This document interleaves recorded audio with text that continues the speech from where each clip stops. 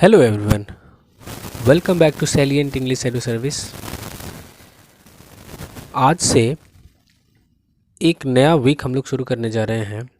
तो मैंने ये सोचा कि क्यों ना हर एक वीक जितने भी द हिंदू के इम्पॉर्टेंट न्यूज़ होते हैं उस न्यूज़ को मैं आप लोगों के सामने लेकर के आऊँ। तो मैं इस वीक से ये कोशिश करूँगा कि अगले वीक भी ये चीज़ें शुरू हो, जिसमें कि सोमवार से लेकर के यानी मंडे से लेकर के संडे तक के जितने भी इम्पोर्टेंट न्यूज़ होंगे द हिंदू के, वो मैं आपके लिए लेकर के आऊँगा। आई थिंक ये आपको बहुत पसंद आएगी। और इससे पहले कि हम इस वीडियो को स्टार्ट करें, अगर आप हमारे चैनल पे न्यू हैं तो प्लीज़ हमारे चैनल को सब्सक्राइब करें और बेल आइकन पर प्रेस ज़रूर करें ताकि जितने भी अपडेट्स हो मेरे चैनल के माध्यम से वो आपको मिलते रहें। चलिए स्टार्ट करते हैं। देखिए, सबसे पहला न्यूज़ है, India China troops face of in Ladakh Sikkim, several soldiers were injured in scuffle. कहने का मतलब ये कि इंडिया और चाइना, आपको पता होगा कि क्या हुआ कि लद्दाख और जो हमारा सिक्किम का एरिया है, लद्दाख जो कि पहले जम्मू कश्मीर का पार्ट हुआ करता था, लेकिन अब वो एक केंद्र शासित प्रदेश बना दिया गया है, यूनियन टेरिटरी है, और उसको दो पार्ट में डिवाइड किया गया। लद्दाख एक अलग है और एक जम्मू कश्मीर अलग है। तो वहाँ पर, और सिक्किम आपको पता है, सिक्किम जो कि अरुणाचल प्रदेश के ठीक बगल में आता है और वेस्ट बंगाल से ऊपर के पार्ट में है। तो यहाँ पर क्या हुआ कि इंडिया के जो ट्रूप्स थे, ट्रूप्स कहने का मतलब जो सैनिक थे, वो उनका जो समूह था, और जो चाइना के थे उन लोगों का थोड़ा सा झड़प हुआ। Several soldiers were injured in scuffle, और उस स्कफल में, उस खींचातानी में क्या हुआ कि बहुत सारे हमारे जो जवान हैं, हमारे जो सैनिक हैं, वो थोड़ी से जख्मी हो गए। एक्चुअली इसको ये प्रॉब्लम क्यों, किस वजह से है, ये जान लीजिए। आपको पता है, एक होता है LOC, है ना, और एक होता है LAC। LOC आपको पता है, LOC मतलब लाइन ऑफ कंट्रोल, और LAC कहने का मतलब लाइन ऑफ एक्चुअल कंट्रोल। और ये जो पार्ट है ये लद्दाख से लेकर के अरुणाचल प्रदेश तक फैला हुआ है, और जिसकी की जो लंबाई है वो 3448 किलोमीटर की है। और भारत के सैनिक ये मानते हैं कि हमारा बॉर्डर जो है वहाँ तक पर जाता है, और चाइना के सैनिक ये मानते हैं कि हमारी बॉर्डर जो है वहाँ से इधर की ओर आती है। इस वजह से आए दिन जो है ये थोड़ी सी राइवलरी जो है दोनों सैनिकों के बीच हुआ करती है। चलिए नेक्स्ट क्वेश्चन देखते हैं। Card holders claim shops swindle extra ration, है ना, मतलब इसमें लिखा कि कार्ड होल्डर्स कहने का मतलब राशन कार्ड होल्डर्स जो थे, उन्होंने ये दावा किया कि जो दुकानदार थे, जो PDS प्रोवाइड करता होते हैं, वो क्या किया कि जो एक्स्ट्रा राशन जो कि गवर्नमेंट ने कहा था कि आपको जो है सो एक्स्ट्रा राशन मिलेगा 1 महीने का, वो स्विंगल कर लिया, मतलब उसको उन्होंने हड़प लिया, उनको दिया ही नहीं। और ये बातें कहाँ की है, ये दिल्ली की है। दिल्ली में बहुत सारे कार्ड होल्डर्स ने ऐसा कहा, और ये बहुत सारे इंडिया के डिफरेंट स्टेट से भी ऐसे न्यूज़ सुनने को मिले हैं कि एक्स्ट्रा एक मंथ का कहा गया था सेंट्रल गवर्नमेंट की तरफ से कि एक मंथ का राशन एक्स्ट्रा मिलेगा, लेकिन बहुत सारे PDS प्रोवाइडर ने जो है वो दिया नहीं था। नेक्स्ट देखिए, JNU teachers divided over academic calendars for monsoon semester. JNU Jawaharlal Nehru university जो है, यहाँ के जो टीचर हैं ये 2 पार्ट में बट गए। जितने भी टीचर्स थे वो किस बात को लेकर के, जो एकेडमिक कैलेंडर है, एकेडमिक कैलेंडर मानसून सेमेस्टर का जो है, मानसून में किस तरीके से क्लासेस चलेगी, ठीक है, तो उस पर क्या हुआ कि दोनों जो टीचर्स जो थे वो आपस में बट गए। नेक्स्ट देखिए, college system ensure selection for competent जजेस, advocates of 8 SC/HC served on various themes. College system, आपको पता है कि जो जज की जो नियुक्ति की जाती है वो कॉलेजियन सिस्टम के तहत की जाती है। तो क्या हुआ कि बहुत सारे एडवोकेट्स थे, जो वकील थे, 8 हाई कोर्ट के बहुत सारे वकीलों ने मिलकर के सर्वे किया, और अलग अलग ग्राउंड पर उन्होंने ये माना कि जो कॉलेजियन सिस्टम के द्वारा जो जज की जो नियुक्ति होती है वो बिल्कुल सही है, ठीक है, इससे हम जज की नियुक्ति अच्छे तरीके से कर सकते हैं, ठीक है।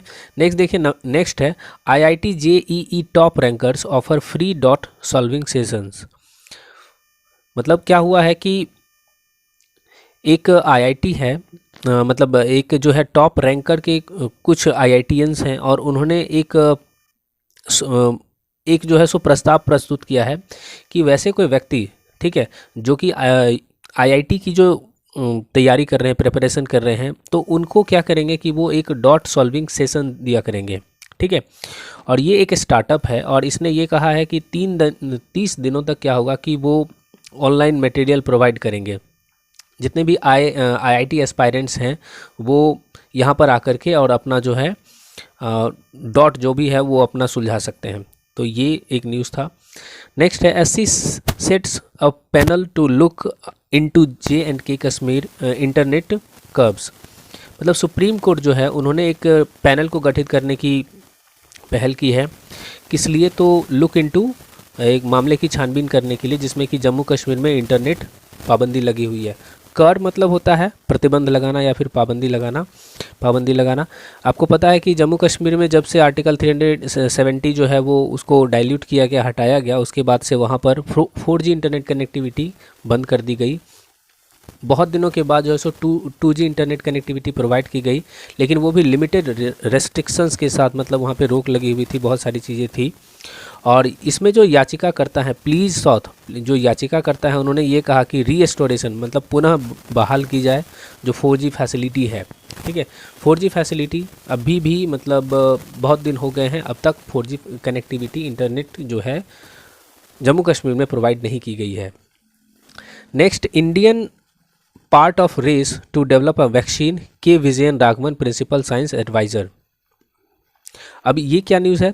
तो ये एक न्यूज़ है, इसमें ये कहा गया कि मतलब एक प्रिंसिपल साइंटिफिक एडवाइज़र हैं जिनका नाम है के विजय राघवन। इन्होंने ये कहा कि भारत की बात की जा रही है कि भारत जो है वो वैक्सीन डेवलप करने में, कोविड-19 से टैकल करने के लिए वैक्सीन डेवलप करने में भारत जो है एक बहुत बड़ा भूमिका अदा कर रहा है। फिर बार बार ये बीच बीच में न्यूज़ चलाता है कि शायद भारत ऐसा नहीं कर सकता, तो उस पर उन्होंने अपना क्लियरेंस जाहिर किया के विजय राघवन ने कि देखिए भारत जो है सो वैक्सीन की डेवलपमेंट की रेस में जो है एकदम बना हुआ है और वैक्सीन जल्द ही भारत के द्वारा भी बनने की इच्छा जताई गई है।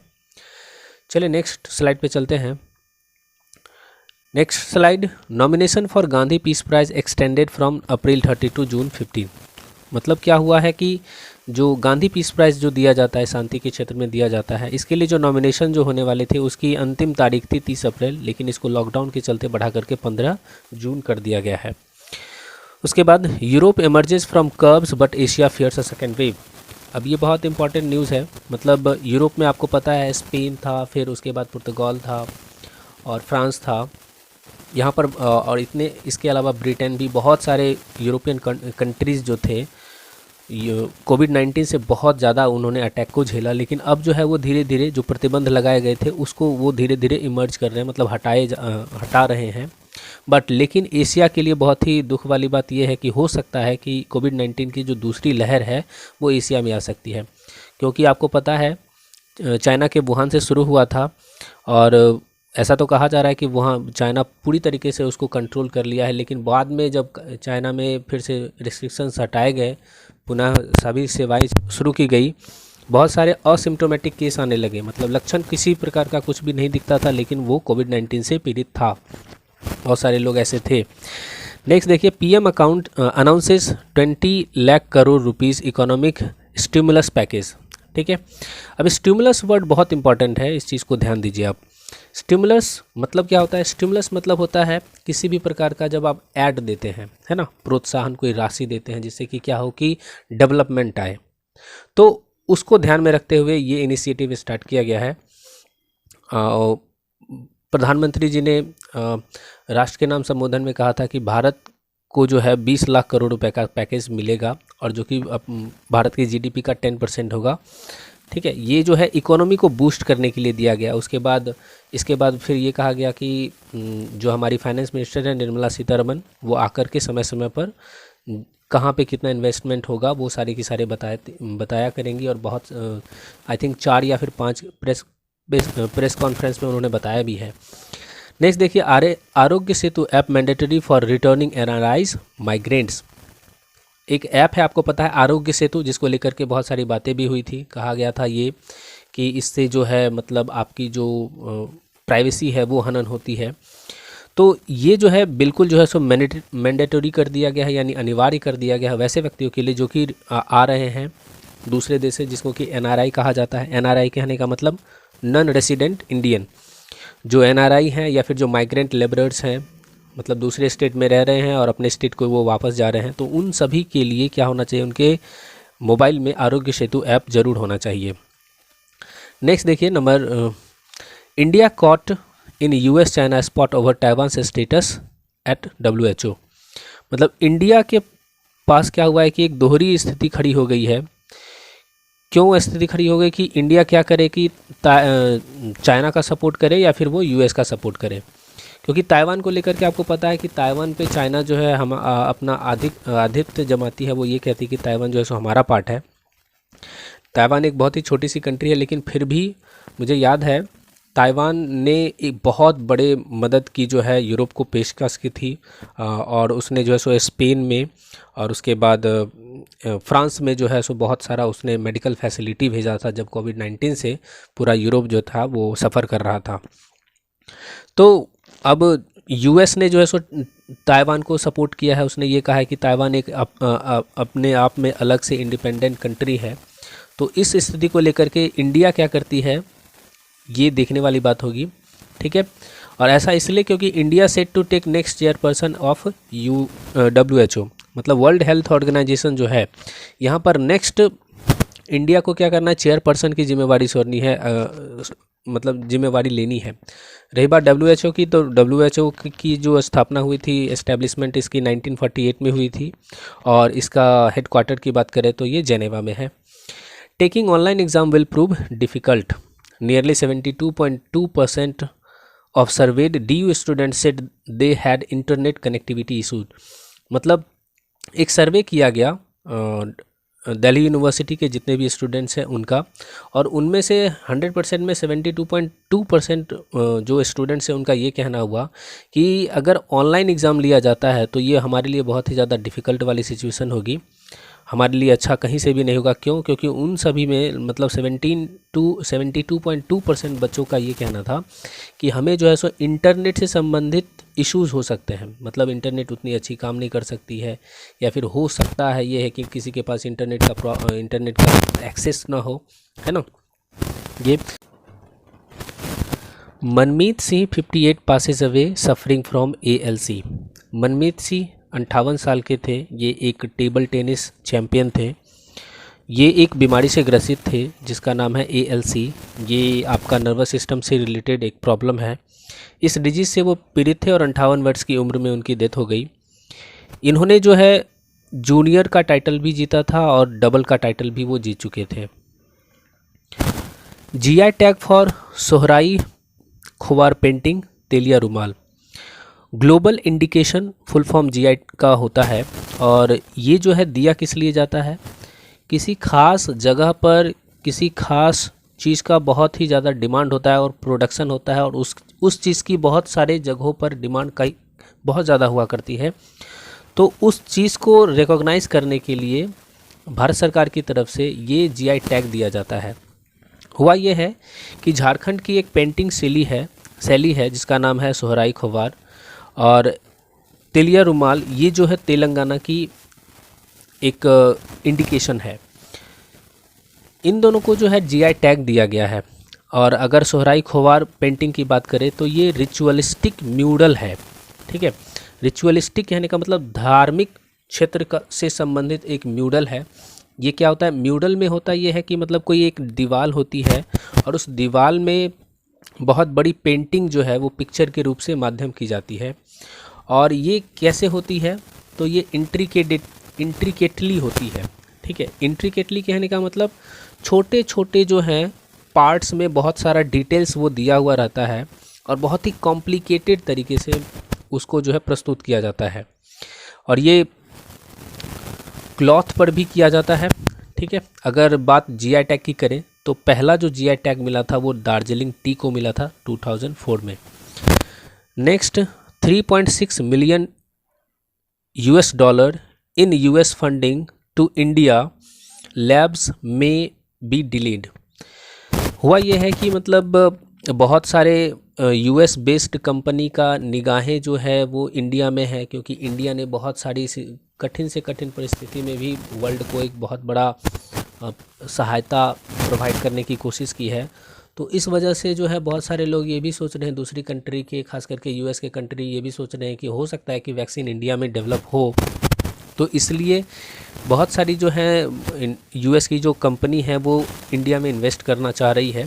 तो उसी में क्या हुआ है कि एक जो यूएस बेस्ड कंपनी है वो 3.6 मिलियन यूएस डॉलर इन्वेस्ट करने वाली थी, लेकिन इसमें हो सकता है कि थोड़ी सी देरी हो जाए। क्यों? क्योंकि जो देने वाले थे उसने क्या किया कि जिस फील्ड में वो देना चाह रहे थे, जिस लैब को वो देना चाह रहे थे, उसको क्या किया है उन्होंने वॉच लिस्ट में रख दिया है।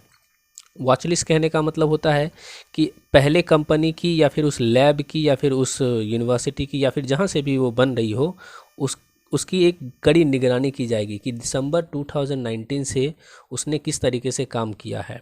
ठीक है। उसके बाद है 3,100 crore from US from PM cares allocated for covid relief. PM care fund initiative start किया गया था। इसमें बहुत सारे लोगों ने अपनी आर्थिक मदद दी थी।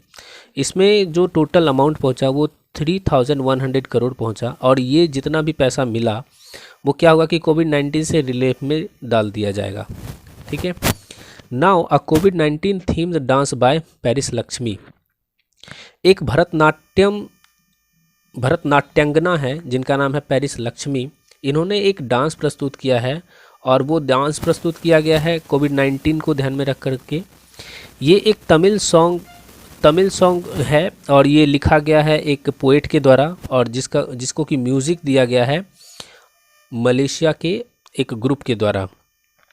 उसके बाद president to forgo 30% salary for a year. मतलब प्रेसिडेंट जो है हमारे रामनाथ कोविंद, ये जो है वो क्या करने वाले हैं, कम करने वाले हैं। किस चीज़ को कम करने वाले हैं? 30% अपने सैलरी को कम करने वाले हैं 1 साल के लिए। मतलब अभी से 1 साल आगे आने वाले जितने भी मंथ में उनको जो पैसे मिलते हैं 30% वो अपनी सैलरी का क्या करेंगे, वो कोविड-19 से रिलेटेड ऐड में वो डाल दिया करेंगे। इंडिया सरपासेज चाइनाज कोविड-19 टैली। भारत की बात की जाए तो चाइना में आपको पता है लगभग 83,000 के पास जो है टोटल केस दर्ज किए गए थे कोविड-19 से अफेक्टेड लोगों के बारे में, और इंडिया उस टैली को, उस आंकड़े को पार कर गया है। ठीक है। नेक्स्ट देखिए, मर्चेंडाइज एक्सपोर्ट्स ड्रॉप ओवर 60%। मतलब जो क्या हुआ है कि जो एक्सपोर्ट हुआ करता था, है ना, जब हम दूसरे को जो है आयात किया करते थे, कोई भी कंट्री जब दूसरे कंट्री को निर्यात किया करते थे, तो उसमें जो है पूरे ग्लोबल तौर पर क्या हुआ है कि 60% की कमी देखने को मिली है। हर एक वो कंट्री, चाहे आप चाइना की बात कर ले या फिर इंडिया की बात कर ले या फिर यूएस की बात कर ले या फिर किसी भी कंट्री की बात कर ले, जो प्रोडक्ट, जो सामान वो पहले एक्सपोर्ट किया करते थे, उसमें कमी देखने को मिली है 60% के आसपास। चलिए नेक्स्ट स्लाइड पे चलते हैं, और 3 ही बचा है अब। Centre borrows another 1 billion US dollar from world bank for covid relief. Centre जो हमारी सेंट्रल गवर्नमेंट है, उन्होंने एक बार फिर से जो है कुछ पैसे जो हैं वो बोरो किए हैं, उधार लिए हैं। किससे? वर्ल्ड बैंक से लिए हैं। कितने पैसे लिए हैं? 1 बिलियन डॉलर यूएस डॉलर उन्होंने लिया है। किस लिए लिया है? तो कोविड-19 से लोगों को रिलीफ पहुंचाने के लिए। ठीक है।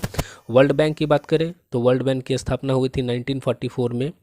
1944 में इसके मेंबर कंट्री हैं 189 यानी 189, और इसके हेडक्वार्टर की बात करें तो इसकी हेडक्वार्टर है वाशिंगटन डीसी में, और वाशिंगटन डीसी आपको पता है अमेरिका में है। Amid lockdown BJP launches virtual campaign against Mamata. Amid lockdown, amid मतलब होता है बीच में, और लॉकडाउन के ठीक बीच में ही क्या हुआ है, लॉकडाउन अभी चल ही रही है, लॉकडाउन 4 स्टार्ट हो गई है। तो बीजेपी ने क्या किया है, एक वर्चुअल कैंपेन कहने का मतलब प्रचार, है ना। वर्चुअल मतलब एक टेलीविज़न के माध्यम से, इंटरनेट के माध्यम से या फिर सोशल मीडिया के माध्यम से ही बीजेपी ने क्या किया है, एक कैंपेन ममता बनर्जी के खिलाफ उन्होंने शुरू कर दिया है। क्योंकि आपको पता है अगले ईयर जाकर के वहाँ पे विधानसभा के इलेक्शन होने वाले हैं, तो इस चीज़ को ध्यान में रखते हुए बीजेपी ने अपनी कैंपेन शुरुआत कर दी है। No shutter wrong nation in its fight against कोविड-19। वैसे ये इतना इम्पॉर्टेंट न्यूज़ नहीं था, लेकिन मैंने ये न्यूज़ इसलिए लिया क्योंकि ये जो नू जो है ये एक हरियाणा की स्टेट है, माफ़ कीजिएगा, हरियाणा की एक डिस्ट्रिक्ट है और ये मुस्लिम डोमिनेटेड स्टेट है, मतलब मुस्लिम लोग यहाँ पे बहुत ज़्यादा रहते हैं। हरियाणा में जब कोविड-19 के केस शुरू हुए थे तो 1/4 पार्ट जो हुआ करता था हरियाणा में, जितने भी टोटल हरियाणा में कोविड-19 के जितने भी केस थे 1/4 पार्ट जो है वो नूह का हुआ करता था। और अब जो है मुश्किल से वहाँ पे सिर्फ 7 के आसपास ही लोग बचे हैं जो कि अब कोविड-19 से अपनी जो है सो अपने आप को बचाने की कोशिश कर रहे हैं।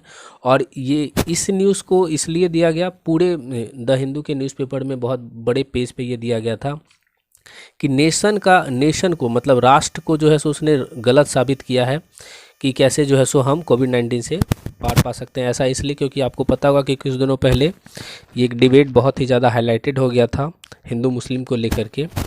तो उस हिंदू मुस्लिम को ध्यान में रखते हुए नूह ने जो है एक मिसाल पेश किया है कि कोविड-19 से अगर आप अच्छे तरीके से लड़ते हैं तो आप बिल्कुल अच्छे तरीके से लड़ सकते हैं। Thank you very much for the discussion.